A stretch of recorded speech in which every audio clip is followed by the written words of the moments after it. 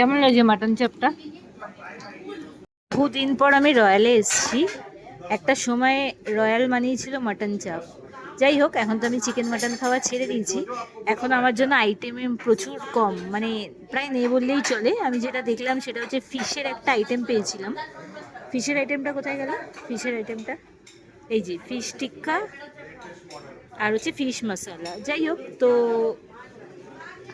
আর রয়েছে পনির টিক্কা, পনির বাটার মশালা। তো আমি পনিরটাই ট্রাই করব, কারণ কি চিকেন মাটন খাওয়া ছেড়ে দিয়েছি, আর লাস্টে একটা ফিরনি খাবো।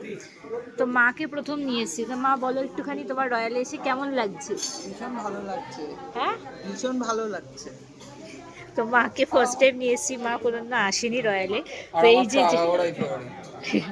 আমার আগাগোড়াই ফেভারিট রয়্যাল, তো আমি যেহেতু চিকেন মাটন খাওয়া ছেড়ে দিয়েছি, সেই জন্য এই অবস্থা। তো খাবারটা অর্ডার দেওয়া হয়েছে, এবার আসবে।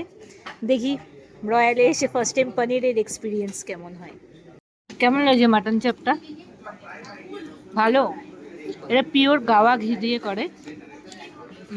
বাবান, কি বললি যেন মাটনের কোয়ান্টিটি কমিয়ে দিয়েছে? মাটনের কোয়ান্টিটি আগে দুবার এসেছিলাম, তার থেকে এবারে মাটনের কোয়ান্টিটি অনেক কম এবং খাবারের একটা চুলও পেয়েছি। হ্যাঁ, এটা চুলটা একটু দেখিয়ে দে। এটা কিন্তু সত্যি রয়্যালের থেকে এক্সপেক্টেড ছিল না। তো আমরা কমপ্লেনও করি, তো উনি এসে বললেন যে কখনো কখনো হয়ে যায়। তো প্লেটটা কিন্তু চেঞ্জ হয়নি। এবার আমি খুব একটা এইসব নিয়ে ঝামেলা করতে পছন্দ করি না, কিন্তু এটা এক্সপেক্ট করিনি। আমি ভেবেছিলাম কমপ্লেনটা করার পর প্লেটটা চেঞ্জ হবে।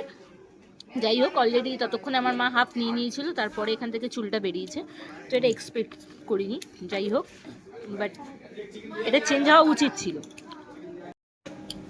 ফিরনিটা কেমন লাগছে? ভালো না? সবই ঠিক আছে। তারপরে এই মাটনটাতে সেকেন্ড টাইমও আবার একটা চুল পাওয়া গেছে, ছোট। মানে এখানে তো সব ছেলেরাই কাজ করে, তো ছেলেদেরই চুল। হুম। আমি রয়্যালকে নিয়ে খুব ডিসঅ্যাপয়েন্টেড। হ্যাঁ, যাই হোক, মানে সেকেন্ড টাইম আর আমরা বলিনি, আসলে আমরা তো ঝামেলা করতে আসিনি। অনেকে এইসব দিয়ে আবার ভিডিও টিডিও বানিয়ে অনেক কিছু করে, কিন্তু আমরা তো এগুলো করতে আসি না। আমরা জাস্ট খাবারের একটা রিভিউ দিচ্ছি, কিন্তু এই জিনিসটা এক্সপেক্ট করিনি রয়্যালের মতন একটা জায়গা থেকে। এটা এক্সপেক্ট করিনি। এটা রয়্যালে বোধহয় অনেকবার, মানে 13-14 বার চলে এলাম, কিন্তু এটা এক্সপেক্ট করিনি। এটা ফার্স্ট টাইম হলো, তাও আবার ব্যাক টু ব্যাক দুবার। আদারওয়াইজ সব ঠিক আছে। গ্যাসের দাম বৃদ্ধির জন্য একটু এক্সপেন্সেস বেড়েছে বলে মাটনের পরিমাণ কমেছে, আর হাড়ের পরিমাণ বেড়েছে, এই যা। আদারওয়াইজ সব ওকে। ফিরনিটা একদম আপ টু দ্য মার্ক।